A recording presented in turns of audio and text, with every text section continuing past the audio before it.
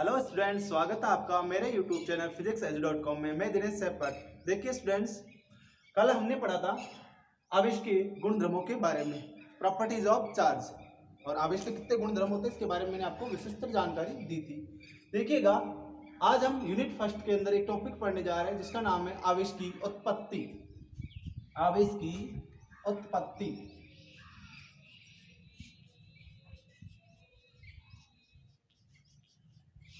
आवेश की उत्पत्ति का आशय यह है कि किस प्रकार से किसी वस्तु में आवेश उत्पन्न होगा, अर्थात कैसे हम वस्तुओं को चार्ज कर सकते हैं, कैसे इनमें चार्ज को उत्पन्न कर सकते हैं, किस प्रकार से वस्तु को धनावेशित कर सकते हैं और किस प्रकार से वस्तु को ऋणावेशित किया जा सकता है। तो इसी के बारे में अध्ययन करने वाले हैं और हम पढ़ रहे हैं आवेश की उत्पत्ति। तो देखिएगा, आवेश को उत्पन्न करने की मुख्यतः तीन विधियां होती है।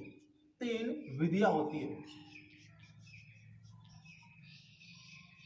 या यूं कहे कि वो तीन तरीके हैं जिनके द्वारा सामान्यतः हम किसी वस्तु को आवेशित कर सकते हैं, यानी कि आवेश की उत्पत्ति कर सकते हैं। कौन कौन सी होती है देखिएगा क्रमागत। नंबर एक, आवेश की उत्पत्ति की जो पहली विधि होती है उसका नाम होता है घर्षण विद्युत विधि। घर्षण विद्युत विधि, तो ये वो पहली विधि है जिसके द्वारा हम किसी वस्तु को आवेशित कर सकते हैं। दूसरी विधि का नाम है प्रेरण विद्युत विधि। ये वो दूसरी विधि है जिसके द्वारा हम किसी वस्तु को चार्ज कर सकते हैं, यानी कि प्रेरण विद्युत विधि। और तीसरी विधि का नाम होता है चालन विद्युत विधि।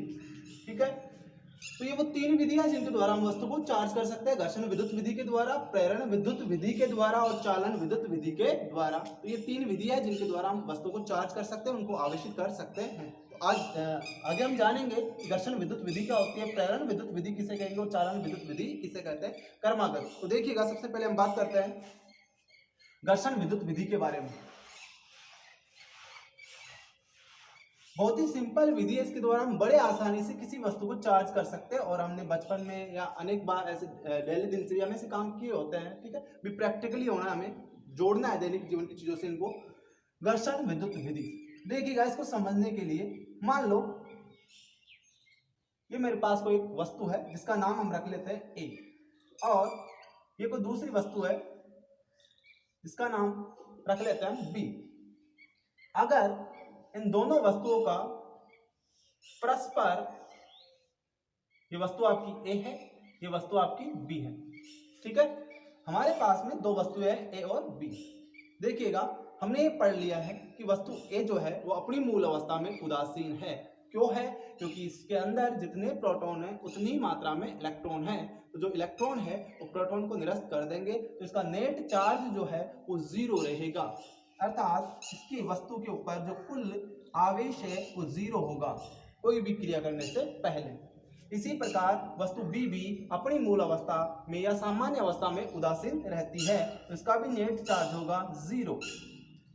ठीक है, तो हम कह सकते हैं इन दोनों वस्तुओं का कुल net charge Q total is equal to also कितना हो जाएगा, जीरो। जीरो में जीरो को जोड़ा तो दोनों का भी मिलाकर कितना हो जाएगा, जीरो होगा। ठीक है, ये तो है कोई भी क्रिया करने से पहले की बात। अब देखो, हम एक क्रिया करते हैं इनके ऊपर। क्रिया का मतलब वस्तु ए और बी को परस्पर घर्षण करवाते हैं। वस्तु ए और बी के मध्य क्या करवाते हैं, घर्षण करवाएंगे।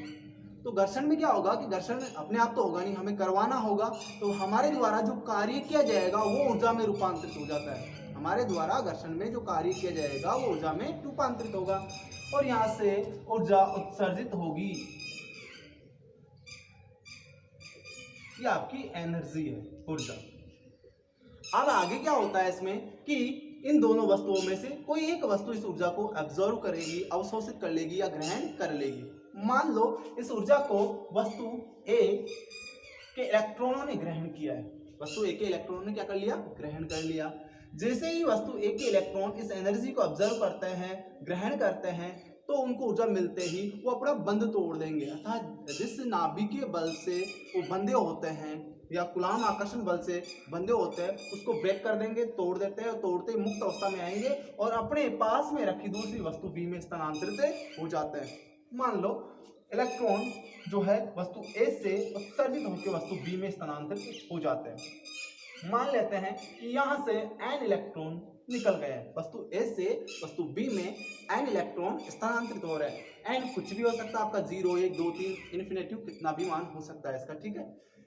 तो जैसे ही वस्तु ए से इलेक्ट्रॉन बी में जाएंगे, चूंकि ए से इलेक्ट्रॉन निकले हैं और हमने पढ़ लिया है ये कि जब भी वस्तु में ऋण आवेश की कमी होती है या किसी वस्तु से इलेक्ट्रॉन बाहर निकलते हैं तो उस वस्तु पे धनावेश आ जाता है। कौन सा आवेश आएगा? धन आवेश। तो देखिएगा यहाँ से इलेक्ट्रॉन बाहर जा रहे हैं तो पीछे धन आवेश का मान बढ़ता जाएगा। तो मैं बात करूं कि वस्तु ए पे कितना चार्ज आएगा, तो सीधी सी बात है कि प्लस तो आएगा क्योंकि इलेक्ट्रॉन बाहर निकले मतलब धनावेश बचेगा। और कितने इलेक्ट्रॉन गए हैं? n इलेक्ट्रॉन गए हैं और n इलेक्ट्रॉन यहाँ से निकले हैं तो इस पे चार्ज कितना बढ़ेगा? वो प्लस का Ne बन जाएगा, क्योंकि E है यहाँ एक प्रोटॉन का आवेश जो होता है 1.6 × 10⁻⁻19 कूलम, ठीक है। तो इस वस्तु पे जो आने वाला चार्ज है उसका मान हो जाएगा प्लस का Ne। और चूंकि वस्तु बी में n इलेक्ट्रॉन गए हैं, वस्तु बी ने n इलेक्ट्रॉन ग्रहण किए हैं, चूंकि n इलेक्ट्रॉन ग्रहण किए इसलिए वस्तु हो जाएगी आपकी ऋण आवेशित। तो यहाँ जो चार्ज बनेगा Q इज इक्वल टू हो जाएगा, माइनस तो आना है क्योंकि इलेक्ट्रॉन जा रहे हैं इसमें, तो Q इज इक्वल टू हो जाएगा माइनस कितने इलेक्ट्रॉन आए? n, और एक इलेक्ट्रॉन पे चार्ज होता है माइनस का E, तो Q इज इक्वल टू हो जाएगा माइनस Ne। वस्तु बी पर जो कुल आवेश बनेगा वो होगा आपका माइनस का Ne और वस्तु ए का कुल आवेश हो जाएगा प्लस का Ne। इस प्रकार से आपकी जो वस्तु ए है और बी है दोनों चार्ज हो चुकी है, अर्थात दोनों आवेशित हो चुकी है। मतलब ये कि इन दोनों पे आवेश उत्पन्न हो चुका है, इस पे धन आवेश उत्पन्न हो जाएगा और इस पे इतना ही ऋण आवेश उत्पन्न हो जाएगा। ध्यान देने की बात यह है कि इस विधि में जो वस्तु ए और बी पर आवेश उत्पन्न हो रहे हैं उनका परिमाण समान है। मतलब यह है कि जितना चार्ज वस्तु ए पे उत्पन्न होता है उतना ही चार्ज वस्तु बी पर उत्पन्न होगा। केवल इनकी प्रकृतियों का अंतर होता है कि ये धनात्मक होता है और ये ऋणात्मक होता है। तो हम कह सकते हैं कि इस विधि में, घर्षण विद्युत विधि के अंदर आवेश संरक्षण नियम की पालना होती है, इसलिए इस विधि को घर्षण संरक्षित विधि भी कहते हैं, ठीक है। तो ये है आपकी घर्षण विद्युत विधि जिसके अंदर हम किसी वस्तु को चार्ज कर सकते हैं, किसी वस्तु को आवेशित किया जा सकता है, ठीक है। फिर से देख लीजिएगा, मैं एक बार इसको दोहरा देता हूं कि जब दो वस्तुओं का परस्पर घर्षण करवाया जाता है, जब दो वस्तुओं का परस्पर घर्षण करवाया जाता है तो इस क्रिया के द्वारा ऊर्जा उत्पन्न होती है। इस ऊर्जा को किसी वस्तु के इलेक्ट्रॉन ग्रहण करके उत्तेजित अवस्था में आ जाते हैं तथा अपने संपर्क में रखी दूसरी वस्तु में स्थानांतरित हो जाते हैं। अतः जिस वस्तु से इलेक्ट्रॉन उत्सर्जित होते हैं वो तो हो जाती है आपकी धनावेशित, और जिस वस्तु में इलेक्ट्रॉन प्रवेश करते हैं वो हो जाती है ऋण आवेशित। तो इस प्रकार से हम किसी वस्तु को आवेशित कर सकते हैं। ध्यान देने की बात यह है कि दोनों वस्तुओं पर आवेश का परिमाण समान रहेगा, अर्थात जितना धनावेश वस्तु ए पे है, जितना आवेश वस्तु ए पे है उतना ही आवेश वस्तु बी पे होगा, लेकिन इनकी प्रकृतियां अलग अलग होगी, अर्थात एक धनावेशित होगी तो एक ऋणावेशित होगी। लेकिन अब देखने की बात यह है कि देखिए यहाँ वस्तु ए और वस्तु बी के मध्य हमने अगर कोई क्रिया नहीं करवाई तो इनका क्रिया करवाने से पहले का जो नेट चार्ज था, कुल चार्ज था दोनों का, वो 0 था। क्या बाद में भी 0 आ रहा है? तो देख लीजिए, क्रिया अर्थात घर्षण करवाने के बाद का टोटल चार्ज इन पे वही बनेगा आपका, इसका तो है प्लस का Ne और इसका है माइनस का Ne। तो अब भी आवेश का मान इन दोनों पे कितना भाई? 0 ही है। तो हम कह सकते हैं इस घर्षण विद्युत विधि में आवेश संरक्षण नियम की पालना होती है, अर्थात न तो आवेश में वृद्धि हो रही है ना आवेश में कमी हो रही है। घर्षण से पहले जितना आवेश इन दोनों पे था घर्षण के बाद भी उतना ही है, अर्थात पहले 0 था तो बाद में भी 0 ही रहेगा। तो हम कह सकते हैं घर्षण विद्युत विधि में आवेश संरक्षण नियम की पालना होती है। ठीक है स्टूडेंट्स, तो ये थी आपकी पहली आवेश उत्पन्न करने की विधि जिसका नाम है घर्षण विद्युत विधि। अगर हम कुछ एग्जाम्पल्स की बात करें कि घर्षण विद्युत विधि के उदाहरण बताइए कुछ, तो देखिएगा कौन कौन से होते हैं।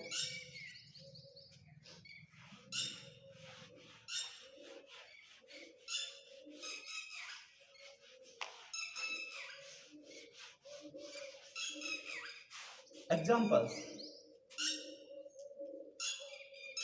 देखिए, नंबर 1 ले लेते हैं हम। अगर मैं किसी कांच की छड़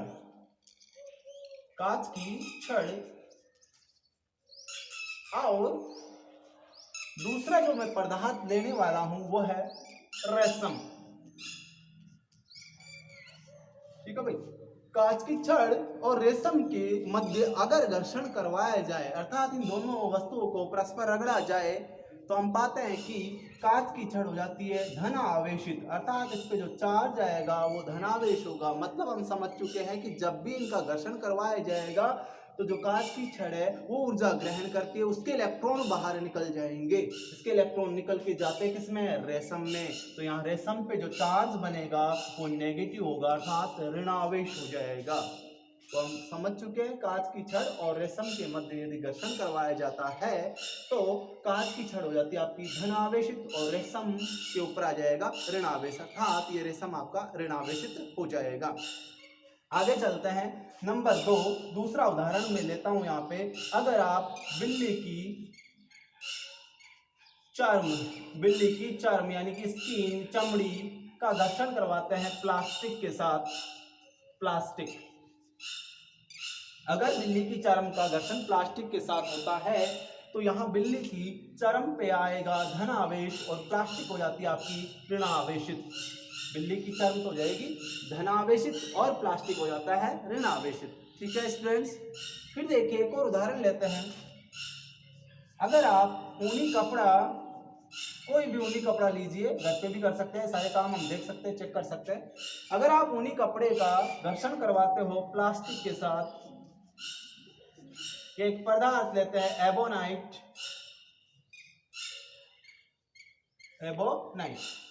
कोई सा भी ले सकते हैं हम, प्लास्टिक ले लिया, एबोनाइट ले लिया। तो ऊनी कपड़ा और प्लास्टिक या एबोनाइट के बीच में यदि हम घर्षण करवाते हैं तो यहाँ ऊनी कपड़े पे जो आवेश बनेगा वो होगा धन आवेश और आपका प्लास्टिक या एबोनाइट हो जाता है ऋण आवेशित। तो ये थे कुछ उदाहरण जो घर्षण विद्युत विधि के हैं, अर्थात घर्षण के द्वारा इस प्रकार से अगर हम इनके मध्य घर्षण करवाएंगे तो इस प्रकार से इन पे आवेश उत्पन्न होंगे। याद कर लीजिएगा, कांच की छड़ धनावेशित होगी, बिल्ली की चर्म धनावेशित होगी, ऊनी कपड़ा भी धनावेशित होगा। अगर इनका घर्षण रेशम के साथ हो रहा है तो रेशम ऋणावेशित हो जाएगी, इधर प्लास्टिक ऋणावेशित हो जाएगी, इधर प्लास्टिक या एबोनाइट भी हो जाएगी ऋणावेशित, अर्थात इनके ऊपर ऋणावेश उत्पन्न हो जाएंगे। ठीक है, तो ये था आपका घर्षण विद्युत विधि और इसके कुछ एग्जांपल्स। अब हम चलते हैं जो दूसरी विधि है आवेश उत्पन्न करने की, जिसका नाम आपका प्रेरण विद्युत विधि। प्रेरण विद्युत विधि देखिएगा,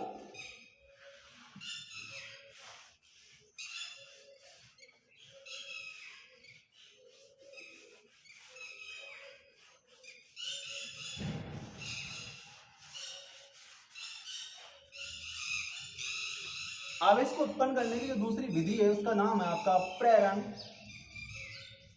विद्युत विधि।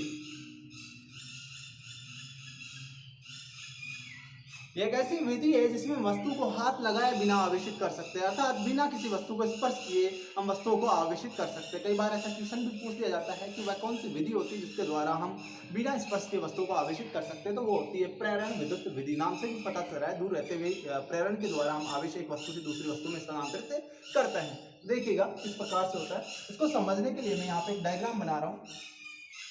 सबसे पहले करना क्या है, हमें एक वस्तु लेनी है, वो चाहे कोई से भी आवेशित ले लो आप, लेकिन आवेशित वस्तु लेनी है। जैसे मैंने यहाँ वस्तु ली है धन आवेशित, एक वस्तु ले ली धन आवेशित और इसका नाम रख दिया मैंने ए। अब क्या करना अपने को, एक और वस्तु लेनी है जो कि उदासीन हो। कैसी हो, उदासीन, क्योंकि हमें क्या करना है, प्रेरण विद्युत विधि के द्वारा किसी वस्तु को आवेशित करना है, किसी वस्तु को आवेशित करना है। तो यहाँ क्या करेंगे, मान लो मैंने वस्तु बी ले लिया जो कि उदासीन है। उदासीन होने का मतलब हमें भली भांति समझ में आ रहा है कि इसमें जितने नेगेटिव चार्ज है उतने ही होंगे पॉजिटिव चार्ज, यानी कि जितनी इलेक्ट्रॉनों की संख्या है उतनी क्या होगी, प्रोटॉनों की संख्या हो जाएगी। मतलब ये वस्तु आपकी उदासीन है, ये धनावेशित है। ये वस्तु तो आपकी धनावेशित और ये वस्तु आपकी उदासीन। ठीक है भाई, आगे देखिएगा क्या कर रहे हैं, इनको, इन दोनों वस्तुओं को केवल पास में रखना है, स्पर्श नहीं करवाना है, यानी कि टच नहीं करना है, दोनों को केवल पास में लाके रख देना है। तो जैसे हम पास में रखेंगे तो निकल पढ़ लिया है कि यहाँ देखिएगा इस वस्तु का जो प्लस और माइनस आवेश है, धनावेश और ऋणावेश है, इस वस्तु में आपका पूरा धनावेश है। तो यहाँ होने वाला क्या है कि ये धनावेश जो है इस वस्तु के ऋण आवेश को अपनी ओर क्या करेगा, आकर्षित करेगा, अपनी ओर आकर्षित करेगा, अट्रैक्ट करेगा, क्योंकि हम जानते हैं ये विपरीत आवेश है, विपरीत आवेशों में परस्पर क्या हो रहा है, आकर्षण होएगा। ठीक है, इसकी वजह से जितना भी इस वस्तु बी का ऋणावेश है वो इस सतह के आसपास इकट्ठा हो जाएगा, यानी इस वस्तु ए की ओर इकट्ठा हो जाएगा।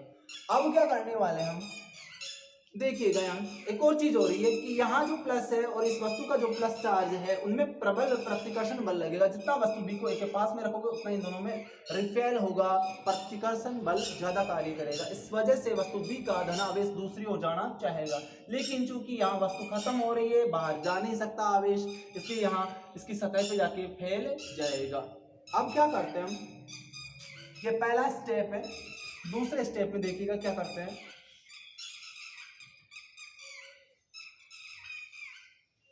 ये फिर से रखते हैं। वस्तु ए था आपका प्लस प्लस प्लस, यानी कि धनावेश जो थी, धनावेशित वस्तु वो यहाँ रखा गया है, यहाँ दिखाया मैंने। और देखिएगा अब क्या किया मैंने, वस्तु बी, ये बी थी आपकी, इसमें माइनस और धनावेश यानी ऋणावेश और धनावेश थे। अब एक और वस्तु सी क्या किया है मैंने, टच करवा दिया, संपर्क करवाया वस्तु बी का किसी अन्य वस्तु सी के साथ में। देखिएगा तीसरी वस्तु और हमने काम में ली है। ए तो थी आपकी ये वाली, ऐसे कैसे रखी है, बी ए हो गई आपकी, और सी एक और वस्तु हमने ली है उदासीन, जो ए के संपर्क में रख दी है। अब क्या होना है, देखिएगा यहाँ का जो आवेश है इसके आवेश से प्रतिकर्षित हो रहा है, इस आवेश से क्या हो रहा है, प्रतिकर्षित, ये अर्थात ये बाहर निकलना चाहता है, लेकिन चूंकि यहाँ स्थान उपलब्ध नहीं है, द्रव्यमान नहीं है, इसलिए बाहर नहीं जा सकता है। लेकिन देखिए यहाँ वस्तु सी आ चुका है, यहाँ वस्तु क्या आ गया है, सी, तो यहाँ बी का जो धनावेश था वो आसानी से किस में चला जाएगा, सी में चला जाएगा। और ऋणावेश जा नहीं सकता क्योंकि ऋणावेश को कौन आकर्षित कर रहा है, ये धनावेश, तो यहाँ माइनस माइनस और यहाँ हो जाएगा आपका प्लस प्लस प्लस। ये सेकंड स्टेप। अब अपने को करना क्या है, कुछ नहीं करना भाई, सीधा सा काम है, दोनों वस्तु बी और सी को अलग अलग कर दीजिएगा। तो ये मैंने अलग अलग कर दी वस्तु बी और सी। ये आपका बी, बी पे देख लीजिए कौन सा चार्ज है, माइनस माइनस माइनस, और सी पे कौन सा आ गया, प्लस प्लस प्लस।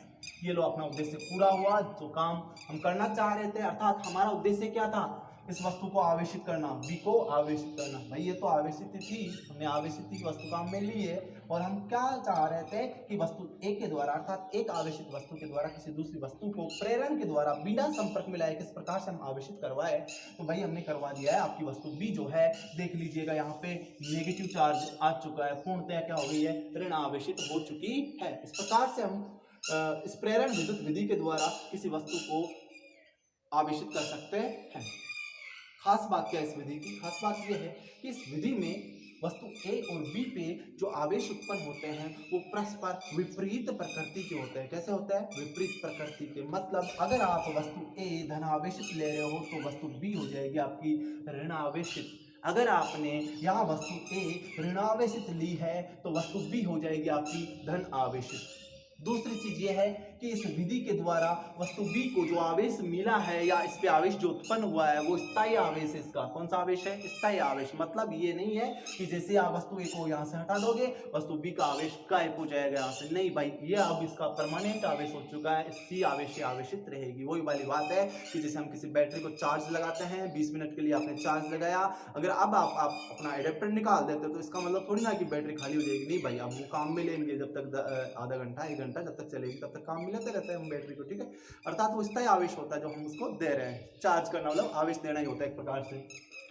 तो देख लीजिएगा, एक बार मैं इसकी डेफिनेशन बोल देता हूं। किसी आवेशित वस्तु के समीप निरावेशित वस्तु या उदासीन वस्तु को रखकर इस निरावेशित वस्तु में आवेशित वस्तु के विपरीत प्रकृति का आवेश उत्पन्न करने की जो परिघटना है उसी परिघटना को हम कहते हैं प्रेरण विद्युत विधि। प्रेरण विद्युत विधि।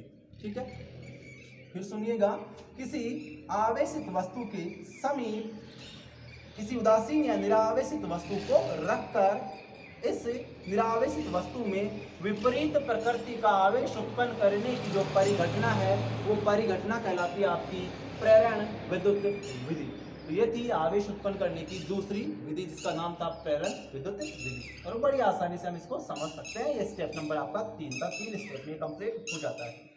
तो वही वाली बात हुई ना कि ये जो वस्तु थी इसको मेरे को चार्ज करना था, मैंने टच नहीं किया, मैंने केवल वस्तु ए को टच किया, अर्थात ए को लाके इसके पास में रख दी तो अपना काम हो जाएगा। अर्थात वस्तु बी जो है वो विपरीत प्रकृति के आवेश से क्या हो जाएगी, आवेशित हो जाएगी।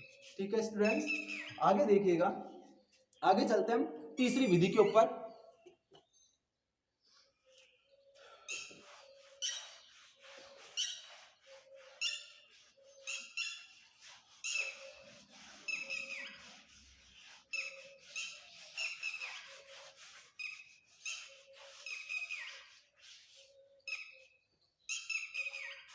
तीसरी जो विधि है आपकी उसका नाम है चालन विद्युत विधि।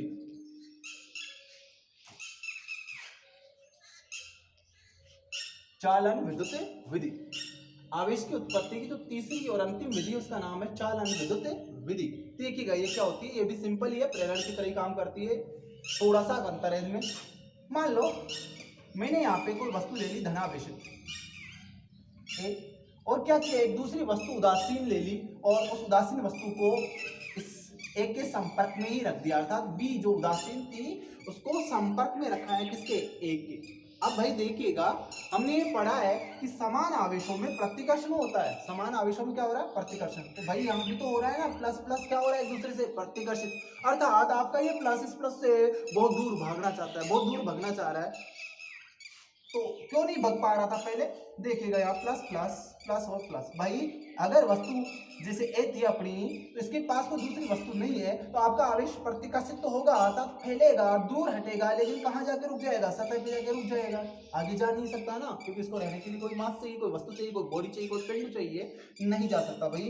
लेकिन अब आप देख सकते हो वस्तु भी जो कि ए के संपर्क में रख दी है, तो यहाँ प्लस प्लस से प्रतिकर्षित होकर कहाँ निकल जाएगा, वस्तु बी में निकल जाएगा। अब दोनों को अलग अलग कर देंगे तो दोनों पे चार्ज बन जाएगा प्लस प्लस, और इस पे भी आ जाएगा प्लस और प्लस, अर्थात आपकी दोनों वस्तुएं चार्ज हो गई है। एक तो ऑलरेडी चार्ज थी, अब वस्तु बी जो कि उदासीन थी वो भी आवेशित हो गई है। लेकिन किससे आवेशित हो रही है, ध्यान देने की बात यह है, ये भी धन आवेशित ही हो रही है। अर्थात चालन विद्युत विधि में दोनों वस्तुएं समान प्रकृति के आवेश से आवेशित होती है, जबकि हमने देखा प्रेरण विद्युत विधि में दोनों वस्तुओं पर विपरीत प्रकृति का आवेश उत्पन्न होता है। लेकिन ध्यान दीजिएगा, चालन विद्युत विधि एक ऐसी विधि है जिसके अंदर दोनों ही वस्तुएं समान चार्ज यानी समान आवेश से आवेशित होगी। अगर वस्तु ए धनावेशित है तो बी पर भी धनावेश उत्पन्न होगा, वस्तु ए आप अगर ऋण आवेश दे रहे हो तो वस्तु बी भी हो जाएगी आपकी ऋण आवेशित। ठीक है, तो ये थी आपको आपकी आवेश उत्पन्न करने की तीन विधियां। पहली विधि थी आपकी घर्षण विद्युत विधि, दूसरी विधि होती है आपकी प्रेरण, और तीसरी विधि आपकी चालन विद्युत विधि। ठीक है, आगे देखिए अगला टॉपिक अपना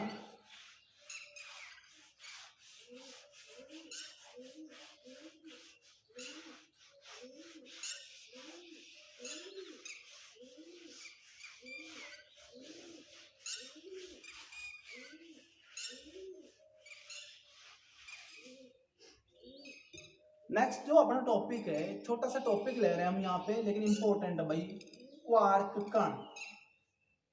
क्वार्क कण, क्वार्क पार्टिकल के बारे में पढ़ने वाले, बहुत इंटरेस्टिंग चीज है ये क्वार्क कण।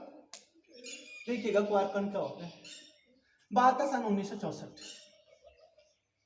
सन 1964 से पहले हमें ये मालूम था कि जो एटम होता है, परमाणु, परमाणु के सेंटर में होता है नाभिक, और हमें ये भी पता है, हमने पढ़ लिया है कि नाभिक जो होता है उसमें जो कण होते हैं वो होते हैं आपके प्रोटॉन और न्यूट्रॉन, अर्थात न्यूक्लियॉन्स होते हैं यहाँ पे। ठीक है, बाहर जो कक्षाएं होती है उनमें विद्यमान होते हैं आपके इलेक्ट्रॉन्स। ये एटम है आपका परमाणु, तो परमाणु का नाभिक है, नाभिक में ये न्यूक्लियॉन्स है, प्रोटॉन न्यूट्रॉन, और बाहर कक्षा में आपका इलेक्ट्रॉन। तो देखिएगा आज तक 1964 से पहले ये माना गया कि यहाँ जो प्रोटॉन और न्यूट्रॉन और इलेक्ट्रॉन है वो मूलभूत कण होते हैं, अर्थात फंडामेंटल पार्टिकल है, सबसे सूक्ष्मतम कण है प्रकृति के। पहले हम ये कह रहे थे कि परमाणु सबसे छोटी इकाई है, बाद में पता चला जब रदरफोर्ड आया तो बोला नाभिक से भी छोटी चीज नाभिक के अंदर ही होती है। भाई कौन, सॉरी, परमाणु से भी छोटी चीज परमाणु के अंदर ही होती है, वो कौन होती है, नाभिक होता है। फिर पता चला बोला नाभिक के अंदर भी कुछ है, पर वो कौन है आपके प्रोटॉन और न्यूट्रॉन। मतलब अभी तक ये पता चल रहा था कि सबसे छोटा कौन है, प्रोटॉन न्यूट्रॉन या इलेक्ट्रॉन, चूंकि ये भी इसके समान ही होता है, ठीक है, लगभग लगभग। लेकिन 1964 में एक वैज्ञानिक आया जिसका नाम था गेलमान। गेलमान नाम पे मत जाइएगा, ठीक है ना। 1964 में वैज्ञानिक आया गेलमान। उसने क्या बताया, उसने प्रकृति में कुछ कण ऐसे ढूंढ लिए जिनके ऊपर चार्ज का मान 1/3 इलेक्ट्रॉन या 2/3 इलेक्ट्रॉन पाया गया। बड़ी रोचक घटना हो गई भाई। अभी तक तो हम चिल्ला चिल्ला के कह रहे थे कि इलेक्ट्रॉन के ऊपर आवेश का सबसे छोटा मान होता है, चार्ज को और ज्यादा तोड़ा नहीं जा सकता है, मतलब इलेक्ट्रॉन को तोड़ा नहीं जा सकता। भाई यहाँ तो तोड़ दिया इसने, इलेक्ट्रॉन को भी 1/3 लिख दिया, इलेक्ट्रॉन को 2/3 लिख दिया, ठीक है। तो ये किसने पता लगाया, गेलमान ने बताया कि हमारी प्रकृति में कुछ ऐसे सूक्ष्मतम कण उपस्थित है जिनके ऊपर चार्ज का मान 1/3 इलेक्ट्रॉन, यानी इलेक्ट्रॉन का 1/3 और इलेक्ट्रॉन का 2/3 हो सकता है। बस इन्हीं कणों को इस गेलमान ने क्वार्क कण नाम दिया था। कौन से कण बताया, क्वार्क कण। ऐसे कण प्रकृति में मौजूद, ऐसे कण जिन पर चार्ज यानी कि आवेश का मान इलेक्ट्रॉन का 1/3 या 2/3 इलेक्ट्रॉन पाया जाता है, ऐसे कणों को क्या कहते हैं, क्वार्क कण कहा जाता है। ध्यान दीजिएगा, अब हमें पता चल चुका है कि यानी कि ये जो आपके क्वार्क कण है वो इनसे भी छोटे है भाई, इनसे भी क्या है, छोटे हैं। मतलब आपका जो प्रोटॉन है या न्यूट्रॉन है वो भी किसी न किसी से मिलकर बना है, इसको भी तोड़ा जा सकता है, ये भी विभाजित हो सकता है, विभाज्य कण है। अभी तक ये पता था कि इसको नहीं तोड़ा जा सकता, इससे पहले ये पता था कि परमाणु को और ज्यादा नहीं तोड़ा जा सकता। भाई तोड़ा जा सकता है ना, यहाँ पे प्रोटॉन और न्यूट्रॉन चूंकि इतने छोटे कण है, सूक्ष्मतम कण है, जिनको आज तक हम फंडामेंटल कण बोल रहे थे, इनको भी तोड़ा जा सकता है। क्यों, क्योंकि ये बने होते हैं आपके क्वार्क कणों से। किससे बने होते हैं, क्वार्क कणों से। तो इसने बहुत सारी चीजें बदल के रख दी। क्वार्क कण देख लीजिएगा, यहाँ जो प्रोटॉन है आपका वो संयोजन होता है यूयूडी का, और आपका न्यूट्रॉन संयोजन होता है यूडीडी का। बोला ये क्या लिख दिया भाई। मैं बता देना चाहता हूं कि जो क्वार्क कण है वो, अगर उनके प्रकार की बात करूं तो ढूंढा गया जो क्वार्क कण है वो, एक का नाम था अप क्वार्क, एक कण था आपका डाउन क्वार्क कण, पार्टिकल,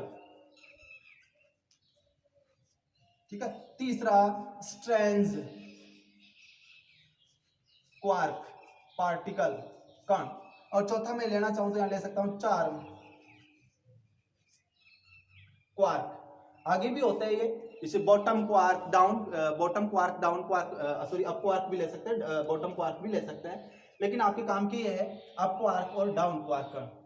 तो ये कुछ क्वार्क कणों के उदाहरण मैंने यहाँ पे लिखे हैं, up quark, down quark, strange quark, charm quark, bottom और टॉप क्वार्क या अप क्वार्क हम ले सकते हैं, ठीक है।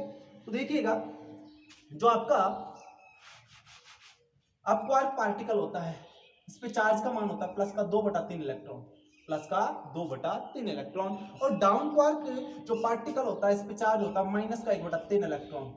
डाउन क्वार्क पार्टिकल यानी कि कण के ऊपर जो चार्ज होता है वो माइनस का 1/3 इलेक्ट्रॉन होता है, जबकि अप क्वार्क पार्टिकल पे चार्ज जो होता है वो इलेक्ट्रॉन का 2/3 होता है, लेकिन पॉजिटिव होता है, ठीक है।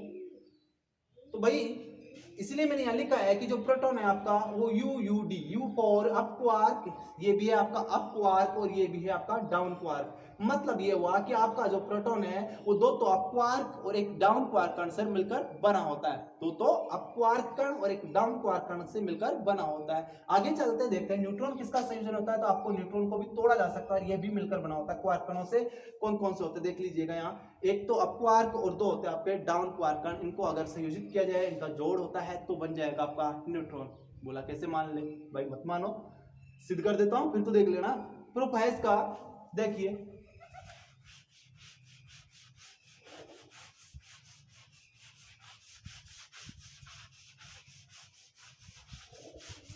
कई बार पूछ लिया जाता है कि प्रोटॉन किसका संयोजन होता है, तो मैं यहां लिख देना चाहता हूं कि जो प्रोटॉन है, प्रोटॉन यू यू डी का संयोजन है, यू यू डी का संयोजन। प्रूफ करते हैं, इसको सिद्ध करना है अपने को। देखिएगा कैसे सिद्ध करते हैं। अभी मैंने बताया था कि अप क्वार्क के ऊपर जो चार्ज होता है वो प्लस का 2/3 इलेक्ट्रॉन है, ये भी हो जाएगा प्लस 2/3 इलेक्ट्रॉन, और डाउन क्वार्क होता है -1/3 इलेक्ट्रॉन, ठीक है भाई। आगे चलते हैं, यहां से एलसीएम आ लेंगे 3, यहां बच जाएगा आपका 2 इलेक्ट्रॉन, प्लस का 2 इलेक्ट्रॉन और माइनस का हो जाएगा इलेक्ट्रॉन। 2 और 2 4 इलेक्ट्रॉन, 4 इलेक्ट्रॉन में से 1 इलेक्ट्रॉन गया तो क्या बच जाएगा भाई 3 इलेक्ट्रॉन, और बटा में है आपका 3, 3 से 3 कट गया तो क्या बच रहा भाई प्लस का ई बचा कि नहीं बचा। और हम जानते हैं प्रोटॉन के ऊपर चार्ज जो होता है वो प्लस ई के बराबर ही होता है, अर्थात धनात्मक चार्ज होता है जिसका मान इलेक्ट्रॉन के चार्ज के बराबर होता है, वो होता है आपका 1.6 गुना 10 की पावर माइनस 19 कूलम। और चूंकि पॉजिटिव आ रहा है इसलिए हम कह सकते हैं कि आपका जो प्रोटॉन है वो यूयूडी का संयोजन ही होता है। ठीक है, आगे देखिएगा, हम बात करते हैं कि न्यूट्रॉन किसका संयोजन होता है। तो न्यूट्रॉन के संयोजन को भी हम समझ सकते हैं। न्यूट्रॉन, आपका न्यूट्रॉन संयोजन होता है यूडीडी का। भाई ये तो हम जानते हैं ना, न्यूट्रॉन, न्यूट्रॉन एक उदासीन कण है, इस पे आवेश का मान 0 कितना होता है 0 होता है। तो हमें प्रूव करना है कि वास्तव में 0 होता है कि नहीं होता है। तो देखिएगा, सिद्ध करते हैं। अब क्वार्क पार्टिकल पे चार्ज हमने पढ़ा 2/3 इलेक्ट्रॉन, डाउन क्वार्क पे -1/3 इलेक्ट्रॉन और फिर डाउन क्वार्क आपका -1/3 इलेक्ट्रॉन। फिर से हम लघुत्तम लेते हैं, या लघुत्तम आ जाएगा आपका 3, ये 2 इलेक्ट्रॉन माइनस इलेक्ट्रॉन और माइनस का इलेक्ट्रॉन। भाई 2 electron minus electron minus electron, तो ये हो जाएगा माइनस का 2 इलेक्ट्रॉन, 2 इलेक्ट्रॉन में से 2 इलेक्ट्रॉन गया, 0 बचा, 0 में 3 का भाग लगाया तो वैल्यू आ जाएगी कितनी 0। हो गया ना भाई सिद्ध। तो ये था आपका न्यूट्रॉन जो कि बना होता है यूडीडी से, और इसका प्रूफ है। वास्तव में न्यूट्रॉन पे चार्ज कितना होता है 0, ये आसानी से आ जाता है अगर हम संयोजित करते हैं किसको यूडीडी को, अर्थात 3 अपक्वार्क कण, एक अपक्वार्क 2 डाउन क्वार्क कणों को अगर हम जोड़ देते हैं तो आपका सिद्ध हो जाएगा कि न्यूट्रॉन पे 0 चार्ज अवेलेबल होता है, कोई आवेश नहीं होता है। ठीक है, तो ये थे आपके क्वार्क कण। एक बार फिर से दोहरा देता हूं, लिख लीजिएगा।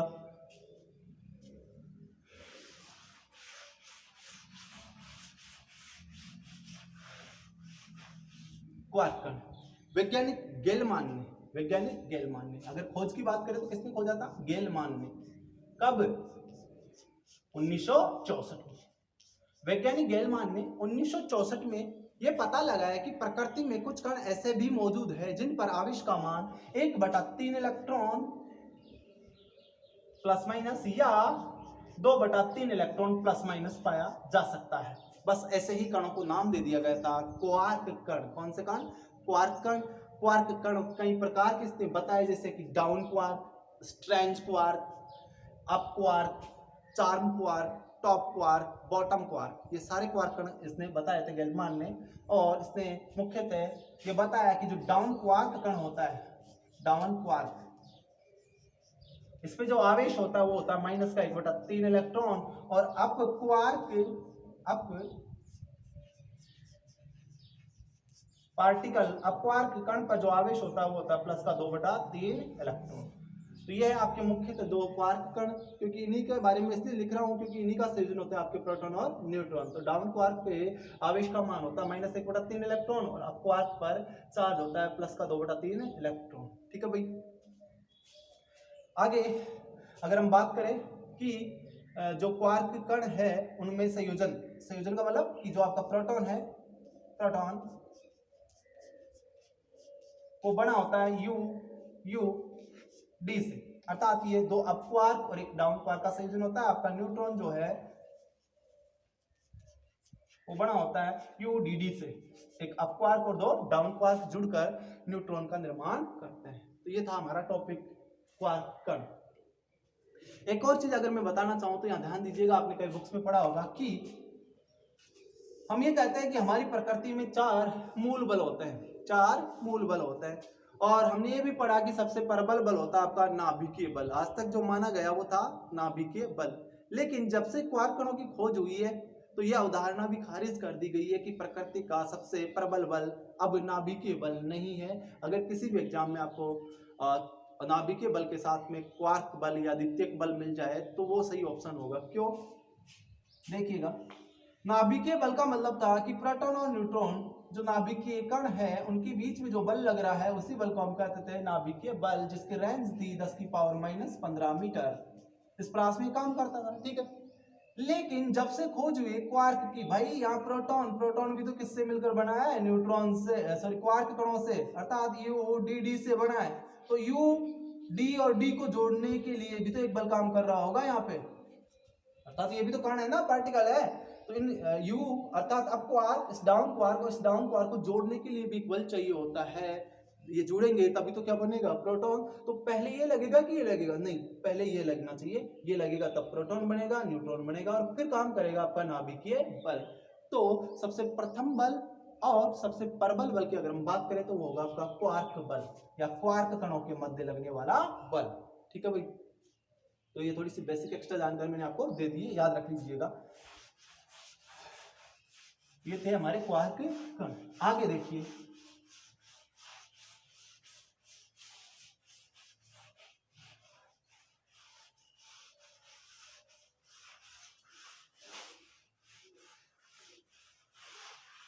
आगे हम पढ़ेंगे एक सिद्धांत जिसको कहते हैं आवेश का क्वांटीकरण सिद्धांत। आवेश का क्वांटीकरण सिद्धांत देखिएगा क्या होता है।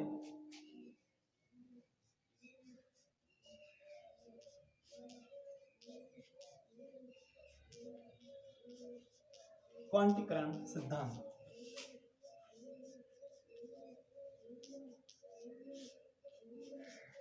आवेश का क्वांटीकरण सिद्धांत क्या होता है, किसने बताया? तो सबसे पहले मैं बता देना चाहता हूं कि आवेश के क्वांटीकरण सिद्धांत की पुष्टि या खोज जो हुई थी वो हुई थी रॉबर्ट,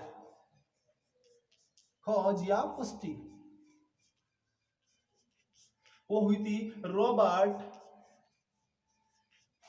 ए मिलिकन, मूलिकन भी बोलते भाई कई बार इसको, रॉबर्ट ए मिलिकन के तेल बिंदु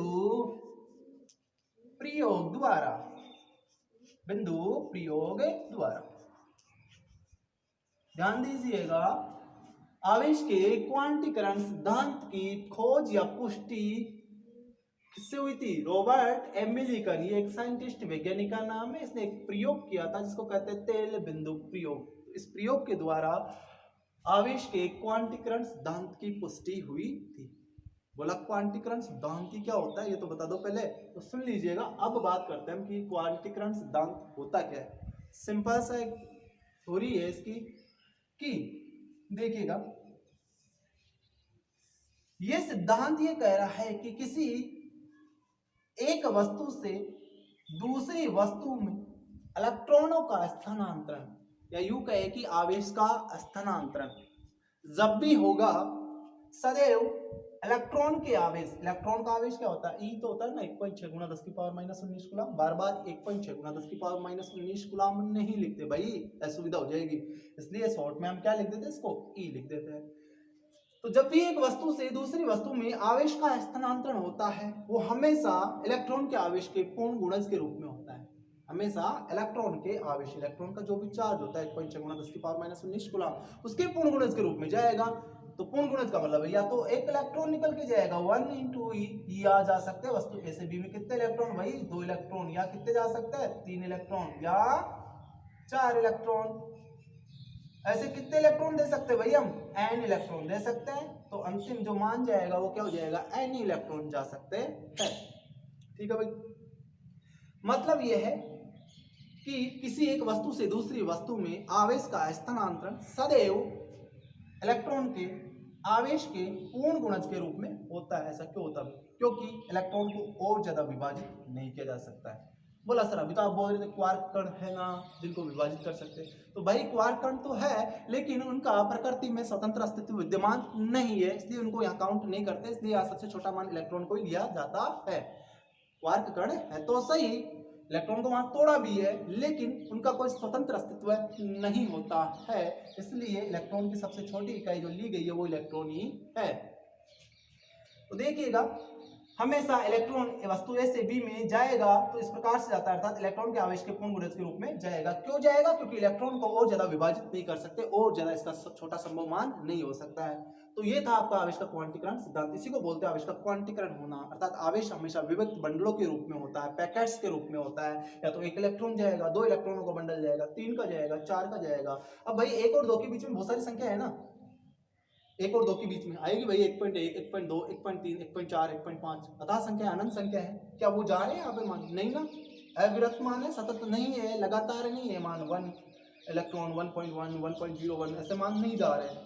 तो देखिएगा हम वस्तु ए से बी में इलेक्ट्रॉन का स्थानांतरण 1.5 इलेक्ट्रॉन के रूप में नहीं कर सकते, अर्थात 1.5 इलेक्ट्रॉन नहीं भेजा जा सकता है, 2.5 इलेक्ट्रॉन नहीं भेज सकते, 3.5 इलेक्ट्रॉन नहीं भेज सकते। क्यों नहीं भेज सकते? क्योंकि भाई इलेक्ट्रॉन टूटता ही नहीं है ना, या तो पूरा जाएगा 1 इलेक्ट्रॉन, या पूरे 2 या पूरे 3 इलेक्ट्रॉन ही जा सकते हैं, तोड़ा नहीं जा सकता है आवेश को, ठीक है। इसलिए जब भी जाएंगे पूर्ण गुणज के रूप में जाते हैं। तो हम कह सकते हैं किसी वस्तु के ऊपर जो चार्ज बनता है, कुल आवेश कितना बन सकता है भाई, एन ई। ये फॉर्मूला हो गया किसी वस्तु का कुल चार्ज का प्लस माइनस का एन ई, सही है।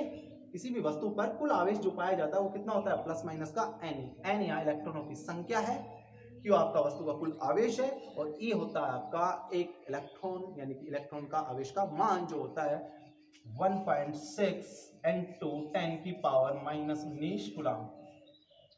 1.6 into 10 की पावर -19 कूलम। तो हम कह सकते हैं किसी वस्तु की जो कुल चार्ज होता है वो प्लस माइनस का एन ई होता है। प्लस मतलब अगर इलेक्ट्रॉन की कमी हो रही है तो वो धनावेशित होगा, इलेक्ट्रॉन की वृद्धि हो रही है, किसी वस्तु में इलेक्ट्रॉन जा रहे हैं तो वो ऋणावेशित हो जाएगी, मतलब उस पर चार्ज माइनस का एन ई होगा। अगर किसी वस्तु से इलेक्ट्रॉन बाहर निकले तो उस पर चार्ज किसका हो जाएगा, प्लस का एन ई हो जाएगा, ठीक है भाई। तो ये था आपका आवेश का क्वांटीकरण सिद्धांत। अब एक और छोटी सी बात बताता हूँ आपको मैं, इंपॉर्टेंट है, कई जगह कई बार एग्जाम में पूछी जाती है, एग्जाम की दृष्टि से।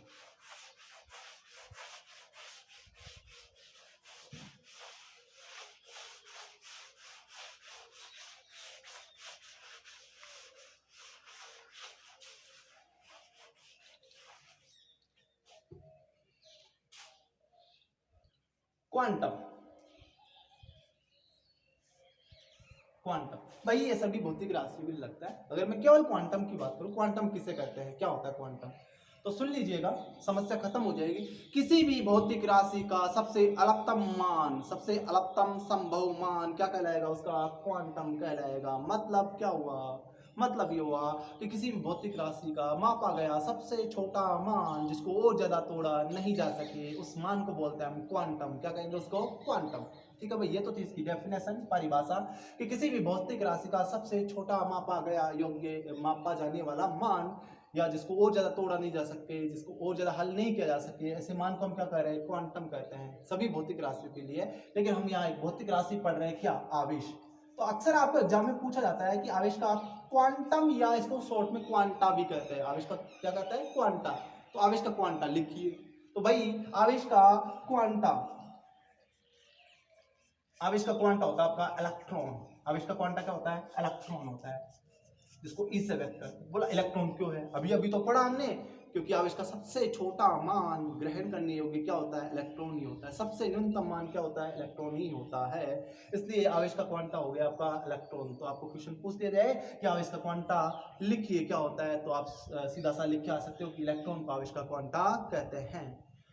इसी में एक और क्वेश्चन पूछ दिया जाता है थोड़ा सा चेंज करके कि आवेश के क्वांटा का मान लिखिए, आवेश के क्वांटा का मान लिखिए। तो आवेश के क्वांटा का मान, आवेश के क्वांटा का मान, तो आवेश के क्वांटा का मान ई बराबर होता है आपका 1.6 into 10 की पावर -19 कूलम। संख्यात्मक वैल्यू लिख दो यहाँ पे, तो ये मान हो जाएगा इसका। आवेश का क्वांटा क्या हो जाएगा भाई, E = 1.6 into 10 की पावर -19 कूलम। तो ये होता है आपका आवेश का क्वांटा, ठीक है। ऐसे जैसे प्रकाश का क्वांटा की बात करें तो भाई प्रकाश का क्वांटा फोटोन होता है। प्रकाश जो होता है उसका सबसे छोटा मापा गया मान वो होता है फोटोन, ठीक है। जो उसको पैकेट भी बोलते हैं एनर्जी का, जिसकी एनर्जी E = h होती है, h। तो ये प्रकाश का क्वांटा होता है जिसका नाम होता है फोटोन। इसके चर्चा हम आगे के लेसन में करेंगे, ठीक है।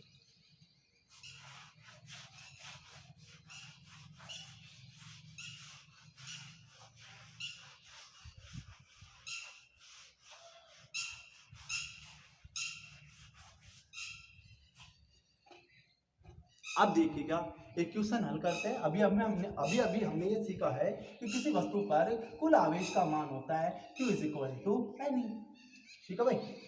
Q = क्या होता है, Ne, प्लस माइनस का Ne होता है, ठीक है। अगर आपको एक क्वेश्चन पूछ दिया जाए कि एक कूलम आवेश में इलेक्ट्रॉनों की संख्या बताइए, एक कूलम आवेश में इलेक्ट्रॉनों की संख्या ज्ञात कीजिए, कितने इलेक्ट्रॉन होते हैं एक कूलम आवेश के अंदर। और चूंकि कूलम में बोल रहा हूँ तो कूलम क्या होता है भाई, आवेश का मात्रक था, ठीक है ना, जिसको एम्पेयर सेकंड में हम बोल सकते हैं। तो एक कूलम आवेश में इलेक्ट्रॉनों की संख्या कितनी होती है? तो एक न्यूमेरिकल अपना, इसको हम हल करते हैं। मैं लिख देना चाहता हूं, एक कूलम आवेश में, बहुत सारे एग्जाम्स में पूछा जाता है, इलेक्ट्रॉनों की संख्या ज्ञात कीजिए कितनी होती है। बड़े आसानी से हम निकाल सकते हैं। हम जानते हैं भाई, हमारे को देखो एक कूलम यानी कि आवेश का मान दे रखा है, कितना आवेश किसी वस्तु पे एक कूलम है, उसमें हमारे को इलेक्ट्रॉनों की संख्या निकालनी है। हम जानते हैं किसी वस्तु पे जो कुल आवेश होगा वो होगा आपका N, ठीक है भाई। N यहाँ है इलेक्ट्रॉनों की संख्या, Q है कुल आवेश और E है आपका इलेक्ट्रॉन यानी कि एक इलेक्ट्रॉन का मान, आवेश का मान। तो हमें निकालना क्या भाई, संख्या ही तो निकालनी है ना। यहाँ देखो संख्या पूछ रहा है ये इलेक्ट्रॉनों की, तो निकाल लो। N इज इक्वल टू हो जाएगा Q में भाग लग जाएगा E का, Q बाई E। वैल्यू आपके पास में है, N is equal to Q यानी कि आवेश, आवेश कितना दे रखा है इसने, एक कूलम है, कितना है एक कूलम, एक डाल दीजिएगा यहाँ पे। और E की वैल्यू यानी कि E का संख्यात्मक मान हम जानते होता है 1.6 इंटू 10 की पावर माइनस 19 कूलम, 1.6 इंटू 10 की पावर माइनस 19 कूलम, ठीक है भाई ये कूलम। और इधर भी एक कूलम ही था, कूलम से कूलम कैंसिल हो जाएगा। यहाँ चूंकि संख्यात्मक मान है, संख्यात्मक मान का कोई मात्रक नहीं होता, तो एक संख्या आने वाली है, देखिएगा। अगर एक में मैं भाग लगाऊंगा 1.6 10 की पावर माइनस 19 का, तो वैल्यू मिलती है अपने को 6.25 इंटू 10 की पावर 18। बहुत ही इंपॉर्टेंट है। तो हमने यहाँ से सीखा कि एक कूलम आवेश में इलेक्ट्रॉनों की संख्या आपको यदि पूछ ली जाए तो इस प्रकार से हम पूरा ज्ञात कर सकते हैं, या सीधा भी आपको ये मान याद रख लेना है। अक्सर पूछ लिया जाता है कि एक कूलम आवेश में इलेक्ट्रॉनों की संख्या कितनी होती है, ज्ञात कीजिए। तो एक कूलम आवेश में इलेक्ट्रॉनों की संख्या होती है आपकी 6.25 गुणा 10 की पावर 18 इलेक्ट्रॉन पाए जाते हैं एक कूलम आवेश के अंदर, ठीक है भाई। आज के लिए इतना ही। कल हम पढ़ने वाले हैं आवेश संरक्षण का सिद्धांत, तो देखते रहिए।